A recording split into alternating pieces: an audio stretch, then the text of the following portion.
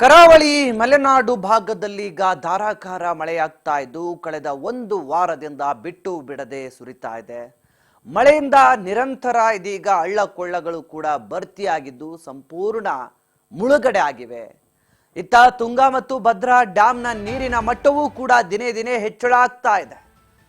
ಕರಾವಳಿ ಮಲೆನಾಡು ಭಾಗದಲ್ಲಿ ಧಾರಾಕಾರ ಮಳೆಯಿಂದ ತುಂಗಭದ್ರಾ ಜಲಾಶಯ ಕೂಡ ದಿನೇ ದಿನೇ ಭರ್ತಿ ಆಗ್ತಾ ಇದೆ.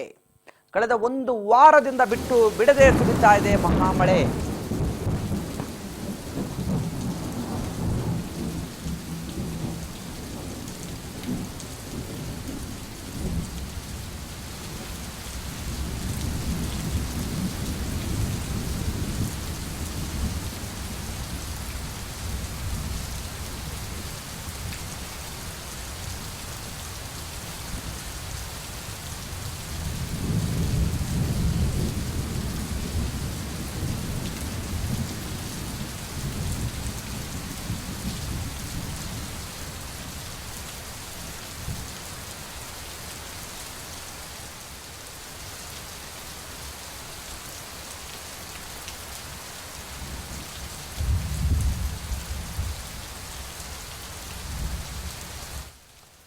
ಎಸೆದು ತುಂಗಾ ನದಿಯಲ್ಲಿ ಹರಿದು ಬರ್ತಕ್ಕಂಥ ಆ ಮನಮೋಹಕ ದೃಶ್ಯವನ್ನ ಗಮನಿಸ್ತಾ ಇದ್ದೀರಿ.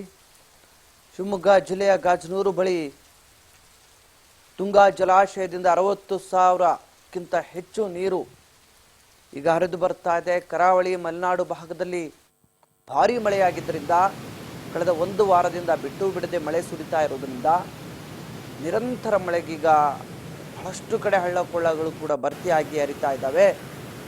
ತುಂಗಾ ಮತ್ತು ಭದ್ರಾ ಡ್ಯಾಂನ ನೀರಿನ ಮಟ್ಟವೂ ಕೂಡ ದಿನೇ ದಿನೇ ಹೆಚ್ಚಾಗ್ತಾ ಇದೆ. ತುಂಗಾ ಜಲಾಶಯಕ್ಕೆ ಹರಿದು ಬರ್ತಾ ಇದೆ ಸಾವಿರಾರು ಕ್ಯೂಸೆಕ್ ನೀರುಗಳು. ಡ್ಯಾಮ್ನ 21 ಗೇಟ್ಗಳ ಮೂಲಕ ಈಗ ನದಿಗೆ ನೀರನ್ನು ಹೆಚ್ಚುವರಿಯಾಗಿ ಹೊರಬಿಡಲಾಗ್ತಾ ಇದೆ. ಶಿವಮೊಗ್ಗ ಜಿಲ್ಲೆಯ ಗಾಜನೂರು ಬಳಿ ಇರುವಂಥ ಜಲಾಶಯ ಬಹುತೇಕ ಭರ್ತಿ ಆಗ್ತಾ ಇದೆ. ಗಾಜನೂರು ಬಳಿ ಇರತಕ್ಕಂಥ ಜಲಾಶಯಕ್ಕೆ 61,000ಕ್ಕೂ ಹೆಚ್ಚು ಕ್ಯೂಸೆಕ್ಸ್ ನೀರು ಬಂದು ಸೇರ್ತಾ ಇದೆ. ಹೀಗಾಗಿ ಜಲಾಶಯದ ಎಲ್ಲ ಗೇಟ್ಗಳನ್ನು ಈಗ ಓಪನ್ ಮಾಡಿ ಹೊರಗೆ ಬಿಡಲಾಗ್ತಾ ಇದೆ. ನೀರನ್ನು ಭಾರೀ ಪ್ರಮಾಣದ ನೀರು ಬರ್ತಾ ಇರೋದ್ರಿಂದ ಶಿವಮೊಗ್ಗದ ಗಾಜನೂರು ಜಲಾಶಯ ಈಗ ಭರ್ತಿಯಾಗಿದೆ. ಹೆಚ್ಚುವರಿ ನೀರನ್ನು ಈಗ ಡ್ಯಾಮ್ಗಳ ಮೂಲಕ 21 ಗೇಟ್ಗಳ ಮೂಲಕವೂ ಕೂಡ ನದಿಗೆ ಹೊರಬಿಡಲಾಗ್ತದೆ. ಭಾರೀ ಮಳೆಯಿಂದ ಈಗ ತುಂಗಾ ಭದ್ರಾ ಎರಡೂ ಜಲಾಶಯಗಳು ಕೂಡ ಭರ್ತಿಯಾಗಿವೆ. ಇನ್ನು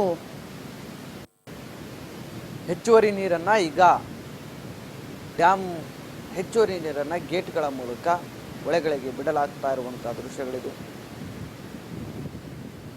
ಭಾರಿ ದೊಡ್ಡ ಮಟ್ಟದಲ್ಲಿ ಮಳೆ ಆಗ್ತಾ ಇದೆ ಒಂದು ವಾರದಿಂದ. ಹೀಗಾಗಿ ಜಲಾಶಯಗಳು ಈಗ ತುಂಬಿ ತುಳುಕ್ತಾ ಇವೆ. ಎಲ್ಲ ಕಡೆ ಕೂಡ ಜಲಾಶಯಗಳಿಗೆ ಹೆಚ್ಚಿನ ನೀರು ಒಳಹರಿವು ಬರ್ತಾ ಇರುವಂಥದ್ದು.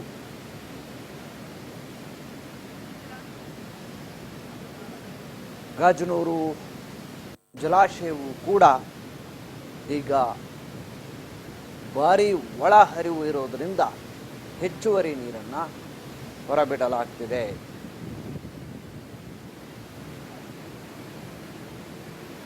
ನಿರಂತರ ಮಳೆಗೆ